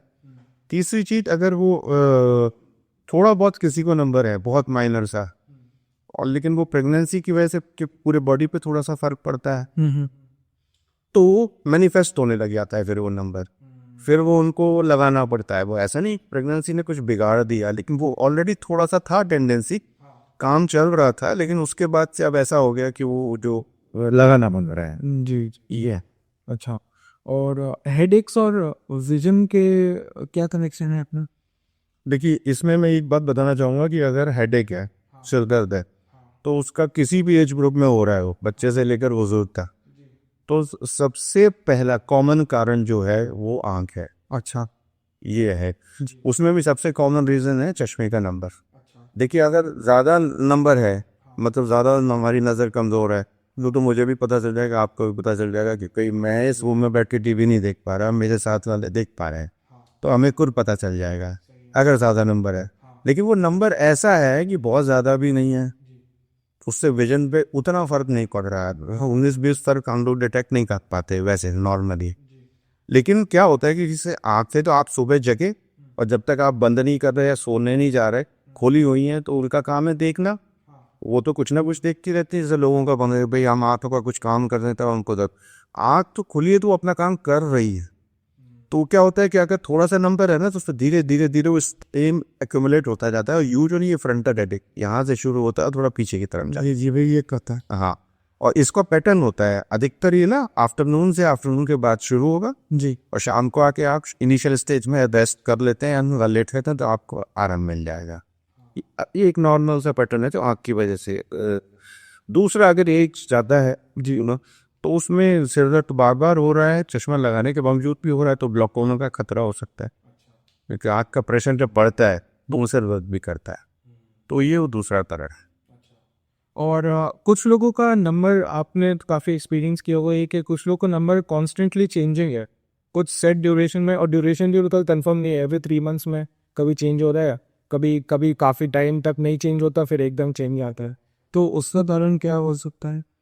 यूजुअली ये वैसे एक सेट पैटर्न बता दो जो 90% से ऊपर या 95% होता है। अगर मायोपिया है, माइनस नंबर है, तो usually minus number eye ball की लेंथ पे निर्भर करता है। हाँ तो आई बॉल ना 18, 19 या 20 साल की एज तक अपना नॉर्मल साइज अटेन करती है, तभी तक वो ग्रो हो रही होती है, तो तब तक मायोपिया वालों के नंबर चेंज होते हैं। जी एक बचपन में उनका नंबर थोड़ा सा तेजी से बढ़ता है जब इनिशियल स्टेज होती है, उसके बाद जैसे ही वो 13, 14, 15, 16, 17 ये एज ग्रुप में आते हैं, तब एकदम से बढ़ता है। तो ये तो हुआ मायोपिया वालों का। यूजुअली अगर बचपन में किसी को हाइपरमेट्रोपिया है, प्लस का नंबर लगाए, तो या तो वो कांस्टेंट रहेगा, वो यूजुअली बढ़ता नहीं है, या थोड़ा बहुत कम होगा 10 वक्त हल्की एज तक। तो ये तो हुई जनरल सी बात। अब अगर बड़ी एज पे एक क्या कि हाँ भाई 20-21 साल का नंबर कांस्टेंट हो गया, हाँ फिर अचानक से 2-5 साल में आधा नंबर बढ़ गया। अगर किसी को -3, -4, -5 ऐसा नंबर है, तो उनके नंबर में 0.5 बढ़ने को बढ़ना नहीं माना जाता। मतलब ये है कि वो तो देखिए कभी कभार ऐसा लगता है कि हमने 3.5 लगना था, उसमें भी आंखों दिख रहा है, और 3.75 कर दिया तो भी दिख रहा है। हाँ तो ये 0.5 का चेंज उसमें नहीं है, लेकिन हाँ ये हो जाता है जिसको आप कह रहे हैं ना कि अचानक से 5 साल का नॉर्मल का, इसका कोई रीजन नहीं है। देखिए, ये स्ट्रेन से रिलेटेड है, न्यूट्रिशन से रिलेटेड है, ये माइनर से। तो ये जो माइनर चेंजेस आते हैं 0.25 0.5, तो उसमें स्पेक्स चेंज कराना चाहिए या फिर हम ओल्ड पेल्टिक कर सकते हैं? अगर सिर दर्द नहीं हो रहा तो ओल्ड कंटिन्यू कर सकते हैं। अच्छा ठीक है ठीक है। और हाँ 40 साल की एज ग्रुप के बाद जी ग्लूकोमा का एक मेन साइन है फ्रीक्वेंट चेंजेस ऑफ ग्लासेस, जो टेक्स्ट बुक में ऐसी लाइन की रहती, तो सही बात है। दूसरा, अगर किसी को कैटरेक्ट शुरू हो गया तो कैटरेक्ट प्रोग्रेस करेगा तो नंबर बड़ा तेजी से चेंज होगा। तो ये दो चीज़ें हैं, लेकिन ये ओल्डर एज ग्रुप के साथ है। जी जी। और एक ये क्वेश्चन था, मैंने तो पर्सनली कभी नहीं देखा, पर आपने देखा हो क्या आइस का कलर ओवर टाइम चेंज होता है, और अगर होता है तो क्या कॉज करता है? यूजुअली नहीं, जी। लेकिन कुछ लोग ये शिकायत करते हैं कि मेरी आंखें मतलब पीली हो रही हैं या ब्राउनिश हो रही हैं। हाँ, एक ज़्यादातर लोगों का अपना जो आपकी वेरी डार्क ब्राउन एरिया है, आइरिस बोलते हैं इसको क्या, तो उसका कलर की कहते हैं। मैंने तो ये पर्सनली कभी चीज़ देखी नहीं। आइरिस में कलर बहुत रेयरली चेंज होगा जी। और ये तब होगा जब एक विशेष प्रकार का वायरल इन्फेक्शन होता है वो हो जाए। अच्छा। और आइरिस को डिस्कलर करते हैं, मतलब आइरिस जैसे अपना डार्क ब्राउन है, अगर मेरी एक आंख में वो गया या दोनों में वो इन्फेक्शन भी बहुत रेयर है। अच्छा। वो इन्फेक्शन भी बहुत रेयर है, जी जी। तो वो इसको डिस्कलर कर देगा, हाँ। उसकी वजह से हो सकता है, वैसे नहीं होगा। अच्छा अच्छा, ठीक है ठीक है। और जी, तो ये कुछ कॉस्मेटिक रिलेटेड क्वेश्चन थे लोगों के, तो जैसे आईलेस एक्सटेंशन है, ब्रोथ सीरम्स होता है, ये सेफ होता है यूज करना लॉन्ग टर्म में? अब मार्केट ये काफ़ी सब्स्टिट्यूट्स आ गए आईलैश ग्रो करने के लिए, सीरम्स आप आईज में डाल लो तो मैंने देखे प्रोडक्ट्स। देखिए, आँख एक ऐसी सेंसिटिव चीज़ है, अगर कोई भी चीज़ जिसे डालना पड़ रहा है, करना पड़ रहा है, तो बिना मेडिकल सलाह नहीं होना चाहिए। सेकेंड थी कि हमारे यहाँ भी ग्लूकोमा में एक ड्रग है, हाँ।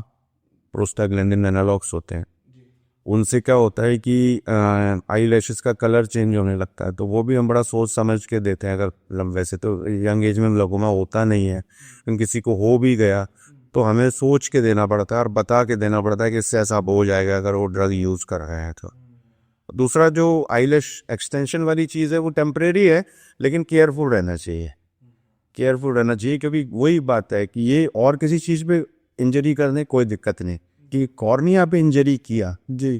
तो प्रॉब्लम है, क्योंकि कॉर्निया पे अगर ऐसी इंजरी हो गई जिसको हमने ठीक तो कर लिया, लेकिन ज़िंदगी भर के लिए वो निशान उस जगह पर, जैसे अपने कहीं चोट लगी, चोट ठीक हो गई, स्कार रहा, कॉर्निया का स्कार वाइट हो जाता है और नज़र पे भी इफेक्ट कर सकता है और कॉस्मेटिक को तो प्रभाव करेगा ही। जी जी। जो लोग आई मेकअप काफ़ी वेयर करते हैं वो भी प्रॉब्लमेटिक है? देखिए, फैशन साइड, फैशन मॉडल्स और एक्ट्रेस आजकल एक तरह से हमारी ज़रूरत बन गई है, उस इंडस्ट्री की ज़रूरत बन गई है।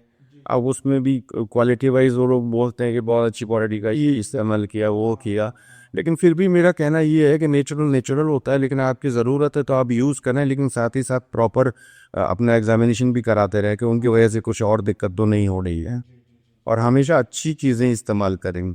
और कोई भी चाक के लिए बड़ी सिंपल सी बात है, कोई भी चीज़ इरिटेट कर रही है ना, 1-2 मिनट से ज़्यादा लगाने का, आप उसे तुरंत डिसकंटिन्यू कर दीजिए, और उसके बाद आपका चाहे वो कॉन्टैक्ट लेंस हो, चाहे वो कोई आई ड्रॉप हो, या कोई भी आप ऐसा फैशन केयर एक्सटेंशन या कोई काजल या कुछ और कॉस्मेटिक यूज़ कर रहे हैं, कोई भी चीज़ इरिटेट कर रही है, 2-3 मिनट से ज़्यादा कर रही है और आप बार बार लगाने पर बार बार करती है, तो आप उसे बंद करें और अपने आई स्पेशलिस्ट को दिखा लीजिए। अच्छा।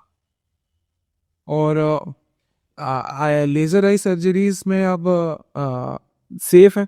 अब कितना कितना परसेंट आप बोलता एक क्वान्टिफाई कर सकते हैं इसको, सेफ्टी उसमें 100% अगर अपन माने तो, जो लोग करवाते हैं?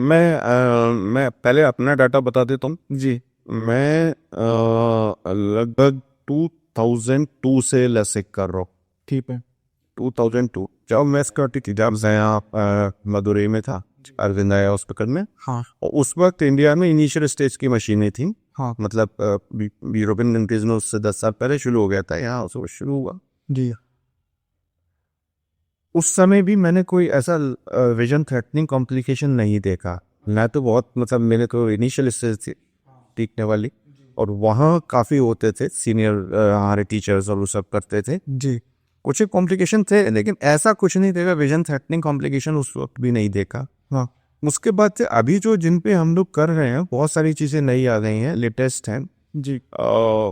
उनमें तो और मिनिमाइज हो गया है। हाँ, मेरे मतलब अगर बोलो, ये ईश्वर की कृपा है, ये अभी तक कोई कॉम्प्लिकेशन नहीं हुआ है। ये ज़रूर है कि मैंने इतने सालों में करीबन 7 या 8 आंखों में रिपीट किया है लेसिक। जी, अच्छा। रिपीट प्रोसीजर रिक्वायरमेंट बड़ा मूवमेंट। हाँ। अच्छा, क्या कारण रहा विजन ने? उनको डिपेंड है, हाँ, उनको फिर से मतलब किसी को 2 साल बाद, किसी को 5 साल बाद थोड़ा बहुत नंबर आ गया। ऐसा नहीं हुआ किसी को -6 के लिए किया है तो -6 दोबारा से आ गया हो, लेकिन 0.75 तक आ गया, -0.75 आ गया या -1 आ गया। 1.25 से ज़्यादा रिकवर होते मैंने देखा नहीं। मेरे ये मतलब ये अगर मैंने परसेंटेज वाइज देखा है तो मेरे लगभग ये मान के चलिए 1% से भी कम रहा है रिवेडिशन वाला जो है। जी, यही एक कॉम्प्लिकेशन मान लो या कुछ भी मान लो। हाँ, लेकिन इसमें देखिए लगता तो है जो कराता है वो उसको लगता है क्या कर दिया मेरे को, क्यों आ गया, बाकी लोगों ने कराया नहीं आया, जी, कहीं तो गलती नहीं रहती। देखिए नंबर क्लासिक के साथ क्या है, सबसे इंपॉर्टेंट चीज है प्री प्रोसीजर एवेल्युएशन। उसमें आप बिल्कुल स्ट्रिक्ट रहिए।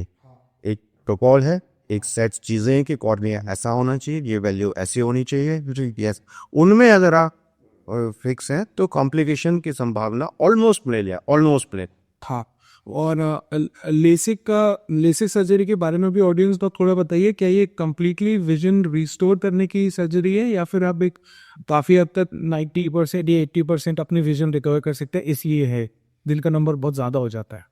नहीं, हाँ, ये देखिए लेसिक सर्जरी सिंपल सी बात अगर देखें तो कॉर्निया पे निर्भर करती है, क्योंकि इसमें एक्साइमर लेजर आ रहा है जी और कॉर्निया की थिकनेस को चेंज कर रहा है। हाँ, ठीक है। ठीक है। हम लोग अपने पहले भी बातचीत में बोल चुके हैं, कॉर्निया एक बहुत ही प्रेशियस स्ट्रक्चर है आपका। तो नंबर ये है, इस नंबर को हटाने के लिए लेजर इतनी कॉर्निया की थिकनेस कम करेगी, ये ऑलरेडी मशीन में प्लस लॉगरिथम होता है हमारे पास। तो अगर उसके अनुसार इतना करने के बाद इतनी रेजिडुअल कॉर्निया बचनी चाहिए, थिकनेस कॉर्निया की, जो जिंदगी भर इसको कोई प्रॉब्लम कॉर्निया की वजह से ना। तो ये अगर आपने फुलफिल कर लिया है तो आप 100% नंबर हटा रहे हैं और क्वालिटी वाइज क्वांटिटी वाइज दोनों तरह से आप उनको बिना चश्मे के अच्छा विजन दे पा रहे हैं लस्सी। लेकिन अगर उस क्राइटेरिया से बाहर जा रहा है, जैसे किसी का -12 नंबर है, अब बड़ा मुश्किल है लस्सी से हट जाए वो पूरा, तो यहाँ हम लोगों का डिस्कशन रहता है कि हम आपका सिर्फ -8 हटा पाएंगे। हाँ, -4 तो आपका फिर भी बचेगा। तो इट डिपेंड्स कि उनकी रिक्वायरमेंट क्या है। उनको लगता है कि -12 के लिए मेरे को इतना बड़ा चश्मा लगाना पड़ रहा है, -4 के लिए मुझे, तो मैं लेजर पे जाता। लेकिन आजकल लेजर के अलावा भी जैसे फेकिक IOLs, अच्छा फेकिक IOLs जो टर्म है, टेक्निकल टर्म है, फेकिक मतलब एक तो लेंस IOLs इंट्राओकुलर लेंसेज वो होते हैं जो एज ओरे पे कैटरैक्ट किसी को हो जाता है तो वो हमें ब्लंड करते हैं हाथ में। उसमें तो क्या करते हैं, नेचुरल लेंस को हटाया और उसकी जगह पर एंटीफिशियल है। फेकिक IOL नेचुरल लेंस होता, हटाते कुछ नहीं है हाथ से जी, नेचुरल लेंस के ऊपर ही एक तरह का कॉन्टेक्ट लेंस होता है जो परमानेंटली अंदर आप में इम्प्लांट कर दिया जाता है। इससे तो आप -19 तक नंबर हटा सकते हैं। अच्छा, और हाँ कंप्लीट कॉर्निया पे भी इफेक्ट नहीं होता। हाँ, तो ये वो, लेकिन इसका लेजर नहीं होता, ये प्रॉपर माइनर सर्जरी है। लेकिन जैसे कि हार्ट सर्जरी के अपनी कुछ ड्रॉबैक्स हो सकते हैं, लेकिन ये भी जो कि यंग एज ग्रुप पे किया जा रहा है जी, तो इसकी भी जो सक्सेस है या सेफ्टी है बहुत हाई है जी। क्या ये रेटेड से हमने अपने इसे ये आइज गई है। आज बात सिर्फ इतनी हो गई है कि 15 साल पहले इसको वर्ल्ड की एक ही कंपनी बनाती थी, पहाड़ की, हाँ, स्विट्जरलैंड या कहीं की थी वो कंपनी, जी, वो बनाती थी। हाँ, अब अच्छी बात यह है कि पिछले 10 सालों से या 8 सालों से 10 से भी ऊपर हो गया, इंडियन कंपनीज बहुत अच्छे बनाने लगे, कॉस्ट में काफ़ी वो मिल गया है। डिफरेंस आता है। एक एवरेज पेशेंट के लिए जो मिडिल क्लास मंडी से आता है या इवन फ्रॉम विलेज साइड से आता है, लेसिक सर्जरी क्या कॉस्ट करती है ये वो की? देखिए एवरेज पे जाएं जो एक तरह से लेसिक मशीन में भी अलग अलग सॉफ्टवेयर्स होते हैं, जी, किसी का सिलिंड्रिकल पावर जाता है किसी का नहीं, तो फिर भी एवरेज मान के चलें तो लगभग वो साइज दोनों आंखों के लिए 45,000 में एक अच्छा प्रोसीजर उसमें पॉसिबल है। मेट्रोज का नहीं कह सकता, बड़े शहरों का नहीं कह सकता, क्योंकि उसी तरह मशीन के रख रखाव और उसके बाकी कॉस्टिंग बाज है और ऐसे। जी हाँ हाँ दूसरा मैं ये भी बताना चाहूँगा कि यहाँ पर हमें देखिए टेक्निकली तो बहुत सारी चीज़ें हैं, लेकिन कि कितना इफेक्ट कर रही हैं, क्या हमको जो प्रोसीजर हम 45,000 या 50,000 में करा रहे हैं जी और आप वही से 1.25 1,25,000 देकर हाँ एक और प्रोसीजर करा रहे हैं, तो क्या उनमें वाकई में टेक्निकली इतना अंदर है या वाकई में इसके बाद वो हमको वो चीज़ दे देगी, ये डिबेटेबल है। इसलिए जो बेसिक कंसेप्ट अभी हमने बताया है कि एक्साइमर लेजर है, वो कॉर्निया की थिकनेस को कम कर रहा है मायोपिया में और उससे हमारा नंबर हट रहा है। तो ये जो बेसिक आपका क्वेश्चन था 45 to 50,000 एवरेज कॉस्ट हमारे अपने शहर में, हाँ और इससे आप चश्मे से रिजल्ट पा सकते हैं। अच्छा।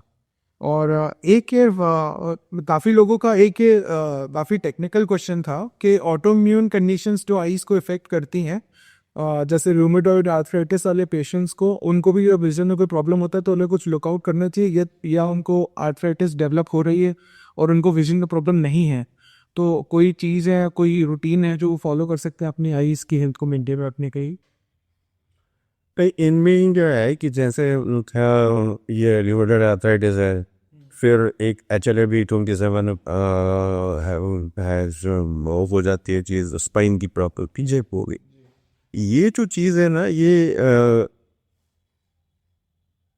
अगर आई में प्रॉब्लम कुछ नहीं हुई विजन में, हाँ तो आपको उसका आई डॉक्टर के पास जाने की आवश्यकता नहीं है। ठीक, तो इनसे जो प्रॉब्लम होती है कॉमनली वो होती है यूवीआइटिस, और वो एक्यूट प्रॉब्लम है, सडनली आपको प्रॉब्लम देती है, दर्द भी करती है, विजन पे भी इफेक्ट करती है, सब तरह का काम करती है।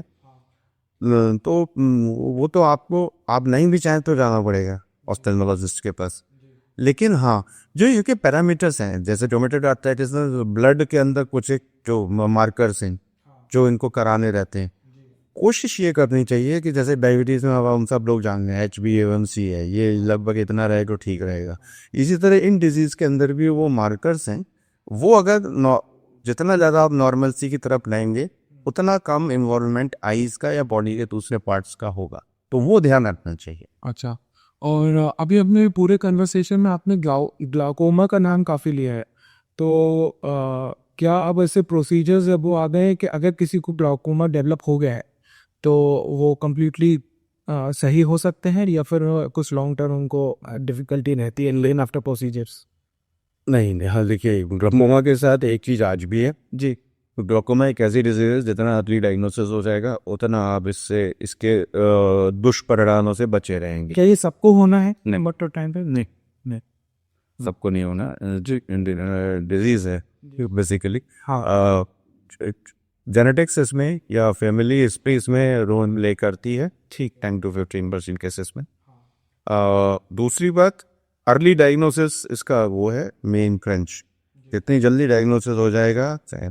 थर्ड थिंग, जितना लॉस हो जाता है ग्लाकोमा की वजह से ऑप्टिक नर्व पे होता है, वो डैमेज किसी भी ट्रीटमेंट से वापस नहीं लाया जा सकता। बचे हुई चीज़ को बचा के ज़िंदगी में रखा जा सकता है, उसके लिए बहुत अच्छी मेडिसिन हैं, लेकिन बात वही है, अपने देश में कंप्लायंस थोड़ा प्रॉब्लम है जी क्योंकि क्या होता है कि इस ड्रॉप को डालने का असर मुझे नहीं पता चल रहा क्या कर रहा है जी। जब मैं 3 महीने बाद अपने डॉक्टर के पास जाऊंगा, वो प्रेशर चेक करेंगे, तभी पता चलेगा, क्योंकि आई का प्रेशर कब 21 से 26 हो गया हमको नहीं पता चलेगा, नहीं पता चलता। तो इसलिए कंप्लेंस, मतलब एक तो डॉक्टर्स के पार्ट पे ये ज़रूरी है कि वो इसको बहुत अच्छी तरह से एक्सप्लेन करें पेशेंट को, काउंसलर्स रखें या खुद बताएं हाँ अहमियत। दूसरा पेशेंट के पार्ट पे ये है कि भाई वो रेगुलर, क्योंकि इसमें ना मेडिसिन को तो ज़िंदगी भर चलती है, ऐसा नहीं है कि ये 6 महीने का ट्रीटमेंट ले लिया तो क्योर हो गया। अच्छा, life long medication life time medication क्या वापस भी आती है? नहीं। नहीं। दूसरा ये है कि इसके लिए सर्जरीज भी है, सर्जरीज भी है ना। तो एंगल डिवोशल ग्लाकोमा है, अगर हमारे यहाँ का एक स्पेस होता है वो छोटा है, एंटीरियर चैम्बर बोलते हैं, अगर वो नैरो है तो हम लोग लेज़र से वहाँ एक PI बोलते हैं, पेरिफेरल लाइब्रेरी, वो कर देते हैं। तो वो 2 मिनट का प्रोसीजर रहता है, उससे क्या होता है कि उस बंदे को कभी भी एक्यूट अटैक नहीं पड़ेगा ग्लाकोमा का, लेकिन फॉलोअप तो फिर भी रखना पड़ेगा। प्रेशर आगे चल के बढ़ सकता है, उसके लिए ड्रॉप बाद में यूज़ करनी पड़ सकती है। ग्लोकोमा की सर्जरी होती है प्रॉपर। अगर मल्टी हमें लग गया कि ये इनकी कंप्लाइंस अच्छी नहीं है, ये मेडिसिन करने में इरेगुलर है, या डैमेज इतना बढ़ गया है कि हम एक्सपेरिमेंट नहीं कर सकते, है ना, तो फिर हमको ग्लोकोमा की प्रॉपर सर्जरी होती है। रिजल्ट बहुत अच्छे हैं, बहुत अच्छे हैं। लेकिन फिर वही पर हमारी एक लाइन, वो जो उस जिस वक्त हम सर्जरी कर रहे हैं उस वक्त जो डैमेज नहीं हुआ है वो बच जाएगा। जो डैमेज पहले से हो गया उसको रिकवर नहीं किया जा सकता। ये है। अच्छा। और मेरा फाइनल क्वेश्चन आपसे, काफ़ी जैसे स्पेक्स के स्टोर्स पे आ जाइए अपना विजन का चश्मा बनवाने के लिए, तो काफ़ी क्वालिटी स्टोर वाले लेंसेज में बताता है कि लो क्वालिटी, मीडियम क्वालिटी, और फिर कुछ ब्रांड्स भी हैं, क्रिजाल और जाइस या अल्ट्रा प्रीमियम में आते हैं। तो क्या एक्चुअली इनसे इफेक्ट पड़ता है, या फिर आप एक एंट्री लेवल या मिडिल टियर एक 2-3 हज़ार का लेंस लेके भी आपको रहेगा, या एक्चुअली डिफरेंस है इनमें? एक्चुअली जितना प्रमोट किया जाता है उतना डिफरेंस है नहीं है, उतना डिफरेंस नहीं है जी। हाँ, आजकल हमारी ज़रूरतें ऐसी हो गई हैं, ये डिजिटल स्क्रीन या जो कुछ भी, तो उसके लिए अगर हम मैक्सिमम का जो प्रोटेक्शन लगा सके बता रहे हैं वो तो अच्छी बात है। लेकिन देखिए, मैं सिंपल एक बेसिक क्वेश्चन सबके सामने पुट करता हूँ या वैसे भी पूछता हूँ, ये हमारी नेचुरल चीज़ है, ये कॉर्निया है या जो आई है, इसकी वजह से हमें नंबर आ गया। अब हम बाहर से कितना क्या लगा लेंगे कि हमको HD विजन मिल जाएगा। भाई ये आपका लैपटॉप है या मोबाइल है, इसकी तो स्क्रीन पे आप खेल लेते हो ना टेक्नोलॉजी से, इसको तो आप एनहांस कर सकते हो। लेकिन ये जो आप कॉर्निया से ही आपको देखना है, कॉर्निया आप बदल नहीं सकते। तो बाहर से किसी भी चीज़ को लगाकर आप उसको मदद दे सकते हो, लेकिन आप ये कहो कि इस ग्लास को लगाने से या ऐसा करने से HD विजन मिल जाएगा, वो नहीं होता। इसलिए वो ऐसा नहीं है कि बिल्कुल ही वैसे ग्लासेस में और ब्रांड में अच्छी टेक्नोलॉजी उनका फ़र्क नहीं पड़ता, बिल्कुल पड़ता है। जैसे मैंने पहले भी बताया कि एंटी रिफ्लेक्टिव कोटिंग, एक आप अच्छे ग्लासेस में लगा लो, एक वैसा ही ले लो, तो रात में जब आप चलोगे तो ग्लेयर में फ़र्क दिख जाएगा, समझ में आ जाएगा। कौन सी कोटिंग आप रिकमेंड करते हो कि ये तो होनी चाहिए? देखिए, UV प्रोटेक्शन, अल्ट्रावायलेट रेज से प्रोटेक्शन होना ही होना चाहिए जी। और अगर कुछ ऐसा है जो ये अपने को डिजिटल स्क्रीन से, वैसे तो आजकल गैजेट्स भी अपने आप में ही सुरक्षित बनने लगे हैं, लेकिन फिर भी अगर ऐसी कोई चीज़ है जो आपको बचा सके इनसे, उस तरह की कोटिंग है जिसे ब्लू कट कहते हैं या कुछ और भी चीज़ है, वो इतना काफ़ी है। उससे ज़्यादा बहुत सारी चीज़ों पे कंफ्यूज नहीं होना चाहिए। चलिए ठीक है, थैंक यू। आपका अगर कोई मैसेज हो फाइनल व्यूअर्स के लिए तो, और बाकी आपका कैसा रहा एक्सपीरियंस? ये बहुत अच्छा एक्सपीरियंस रहा जी। और सबसे अच्छी बात ये है कि ये जो हम लोगों ने जो बातें की या आपने जो पूछा, ये ऐसी चीज़ें हैं कि जो मालूम होनी चाहिए लोगों को। और हाँ हंड्रेड पॉपुलेशन फर्स्ट ब्रेकफास्ट जी। तो बस मेरा मैसेज यही है। जी। एक बहुत बड़ी बात जो अपनी बीच में कह भी चुका हूँ, जी। हर 4 या 5 साल की उम्र होती है बच्चे की, तो आई स्पेशलिस्ट के पास जाकर उसके आँख का चेकअप अवश्य कराएं। जी। सेकंड थिंग, 35 to 40 की एज ग्रुप आती है, या ये मान लें कि जब से आपको लगने लगा कि मुझे 5 की नज़र का चश्मा चाहिए, हाँ। तो आप डॉक्टर के पास जाकर चेक कराएं। देखिए, एक ऑप्टोमेट्रिस्ट या चश्मे की दुकान वाला आपको डॉक्टर से बेहतर नंबर भी दे सकता है, क्योंकि ये उसका काम पढ़ के आया, सीखा, अगर कोई वाकई में ऑप्टोमेट्रिस्ट हुआ है तो। जी। लेकिन चश्मे के नंबर के बहाने जो अंदर का चेकअप है ना, वो डॉक्टर ही कर पाएगा। तो वो जो चीज़ है ना, वो आपको, जैसे मैंने बताया, 40 साल की एज में बहुत सारी प्रॉब्लम शुरू होने वाली होती हैं। जी। आखिरी चीज़ हाँ जो मैं बोलना चाहूँगा, बहुत इंपॉर्टेंट है सभी से। देखिए, जैसा मैं बार बार अपने टॉक में बोला कि कॉर्निया प्रेशियस है, कॉर्निया प्रेशियस है, जी। आज भी मुझे दुख होता है, क्योंकि मैं जब अरविंद आई हॉस्पिटल मदुरई में था तो हम लोग cornea transplant right and left करते थे। आज भी इतने बड़े हमारे संभाग में, प्रदेश में कॉर्निया ट्रांसप्लांट के लिए लाइन लगती है। प्लीज़ प्लीज़ आई डोनेशन करिए, नेत्रदान करिए। कॉर्निया मार्केट में नहीं बनती, मरणोपरांत कोई अपनी आँख दान करेगा तभी उसकी कॉर्निया लेकर आई बैग में रखी जाएगी और एक ज़रूरतमंद को नज़र मिल पाएगी। तो प्लीज़ ये ज़रूर करें। बस बाकी beautiful message, thank you for coming and नमस्ते।